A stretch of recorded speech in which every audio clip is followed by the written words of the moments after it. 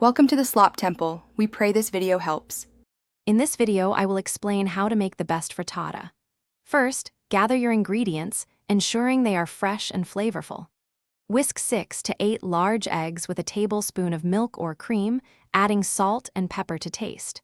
Prepare your fillings, such as sautéed vegetables or cooked meats. Preheat your oven to 375 degrees Fahrenheit, which is crucial for achieving a perfectly set frittata. This initial preparation sets the stage for a delicious meal. Next, prepare your fillings in an oven-safe, non-stick skillet, ideally 8 to 10 inches in diameter.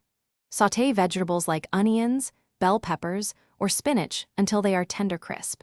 If using meats such as bacon or sausage, cook them thoroughly and drain any excess fat. Distribute your cooked fillings evenly across the bottom of the skillet. This step ensures every bite of your frittata is packed with flavor and texture.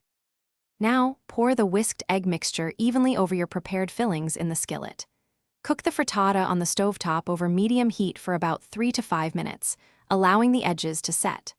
Once the edges are firm, but the center is still a bit liquid, transfer the skillet to your preheated 375 degree Fahrenheit oven.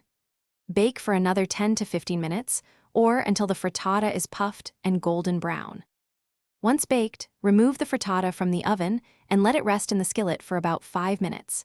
This resting period allows it to set completely and makes for easier slicing. Carefully slide the frittata onto a cutting board, then cut it into wedges. Garnish with fresh herbs such as parsley or chives for a vibrant finish. Serve warm or at room temperature for a versatile meal. Remember to check the description for a link to Darn Tough socks and other great deals. Thanks for watching. Consider subscribing if we helped you.